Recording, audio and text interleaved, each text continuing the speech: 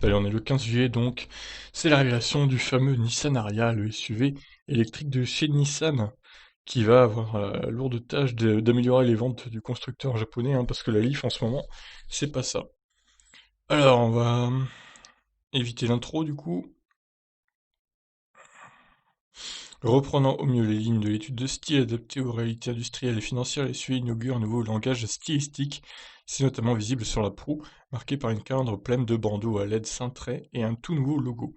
Fin léger et flexible, comme dicté par le cahier des charges d'Alfonso Albaza, le vice-président du design global chez Nissan, le logo s'adapte au véhicule électrique du constructeur où il est éclairé par 20 LED, en référence au nombre d'années passées depuis la précédente refonte de la signature. Alors, les mesures.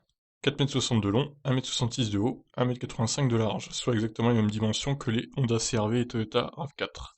L'empattement de 2,78 m est toutefois plus long pour permettre de loger les batteries sous le plancher de sa plateforme CMF EV, sans sacrifier l'habitabilité. Sur les versions à deux roues motrices, le coffre grimpe à 468 litres en configuration 5 places et tombe à 415 litres avec les déclinaisons à transmission intégrale. Ouais, 415 c'est quand même un peu moins bien, mais bon. Voyons les photos directement. Tac. Le logo est sympa, ouais. Surtout si c'est éclairé par des LED.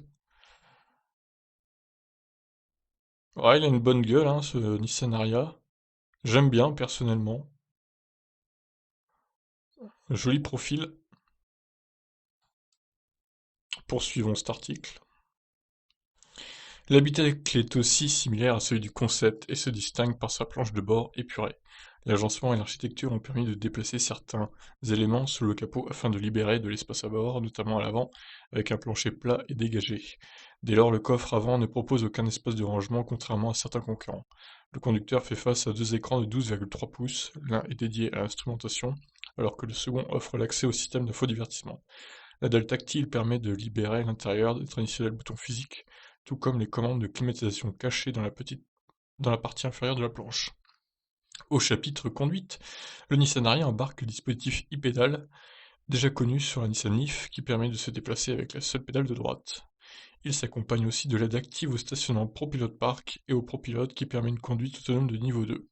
S'ajoute également à la dotation intelligente driving, le Nissan Safety Shield avec pêle-mêle la vision panoramique à 360 degrés, le freinage d'urgence intelligent ou l'alerte anti-collision arrière. On va découvrir les photos de l'habitacle du coup. Bon, le volant à droite évidemment, hein, c'est japonais, donc les japonais ils ont le volant à droite aussi. Ce qui est un peu dommage d'ailleurs d'avoir mis des photos comme ça, parce que chez nous c'est pas ça du tout. Mais bon, en même temps, c'est une marque japonaise. J'aime bien les boutons sur, voilà, ça là, c'est pas mal. On avait déjà vu des photos, hein, de toute façon, de l'habitacle, le coffre. Voilà. Alors, la capacité de batterie et l'autonomie, c'est quand même important, hein, pour une voiture électrique. Le Nissan Ariya se déclinera en 5 versions réparties sous 2 déclinaisons de batterie. L'entrée de gamme sera représentée par la version équipée d'une batterie de 65 kWh, 63 kWh utilisable, donc un peu moins que le Kona ou le Niro, du coup, mais juste un peu moins, c'est vraiment quasi similaire. Donc deux roues motrices avant d'une puissance de 160 kW, donc 217 chevaux pour 300 Nm de couple. En gros, ils ont mis le moteur de la Leaf 2 i+, hein, clairement. Donc cette version de 63 kWh utilisable aura une autonomie de 360 km. Ce qui est quand même assez peu, il faut le dire. Alors la batterie de 90 kWh, 87 kWh utilisable s'ajoutera à la gamme traction. Avec une puissance de 242 chevaux et 300 Nm, elle disposera de la plus grande autonomie de la gamme avec 500 km annoncés. Ouais, c'est déjà mieux, mais bon, niveau efficience, c'est pas le meilleur quand même, hein. Le SUV inaugure aussi l'apparition de la transmission intégrale e-Force. Si les informations techniques manquent à l'heure actuelle, les deux moteurs électriques, un sur chaque essieu, fonctionneront de concert, avec une fonction de torque vectoring pour améliorer la tenue de route sur le bitume et les prestations tout-terrain de l'Ariya. La version 63 kWh proposera une puissance de 279 chevaux pour 340 km d'autonomie. D'accord, donc une puissance augmentée, mais une autonomie qui perdrait 20 km. Du coup, il faut faire un choix là, hein. 340 km, c'est l'autonomie d'une i208, avec quand même 17 kWh de plus. Donc bon, ouais, ça c'est pas terrible, hein. Alors que la déclinaison 87 kWh grimpera à 306 chevaux et 460 km d'autonomie, une version performance chapeautera la gamme avec une batterie de 87 kWh et la transmission intégrale pour une puissance de 395 chevaux et 600 Nm de couple. Le 0 à 100 tombera alors à 5 secondes 1 et l'autonomie sera de 400 km. Ouais, là par contre on est sur une autonomie digne d'un Audi e-tron, hein. C'est dur. C'est dur, c'est dur. Alors, est-ce qu'ils ont mis le combo? Oui, ils ont mis le combo incroyable. Bravo Nissan, avec du refroidissement liquide en plus. Bravo, bravo, sortez le champagne, hein.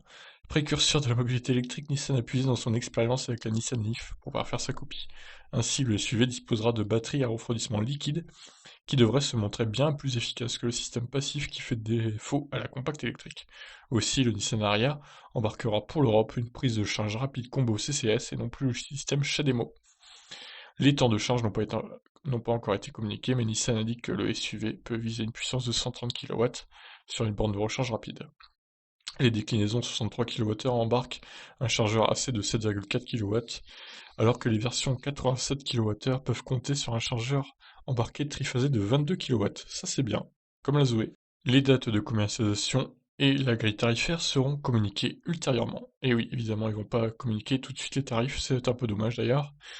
Mais bon, à mon avis, il va pas être donné, hein, ce SUV, faut pas rêver. Ce sera minimum un ticket d'entrée à 50 000 euros, je pense, pour la version la moins dotée, et puis la moins...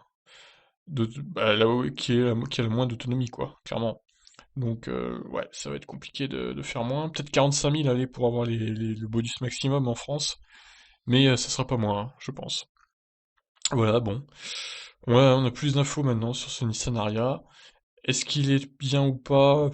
Il est pas si mal, ça va. Après, bon, on n'a pas le poids, c'est dommage. À mon avis, il doit faire plus de 2 tonnes.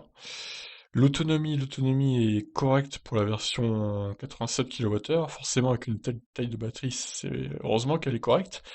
Mais la version 63 kWh, pour le coup, c'est quand même moyen, hein. Même pas atteindre les 400 km d'autonomie avec une batterie de 63 kWh, c'est vraiment un score vraiment pas terrible.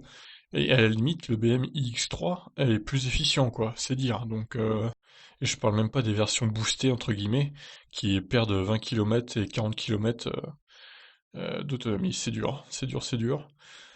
Bon, bah sinon, oui, la recharge, c'est bien qu'ils aient mis le CCS combo. Il était temps, j'ai envie de dire, il était temps. 130 kW, si c'est vraiment ça, c'est bien, c'est un bon score aussi. Par contre, bon, 7,4 kW pour la version 63 kWh, ouais, bon, c'est peut-être un peu juste, ils auraient peut-être pu monter à 11 pour le coup. Et par contre, rien à dire, hein, pour la recharge à 22 kW en triphasé pour le 87 kWh. Ça, c'est un bon point d'avoir intégré le chargeur de la Zoé dedans. Et en même temps, heureusement qu'ils l'ont fait parce que c'est quand même le même groupe, quoi.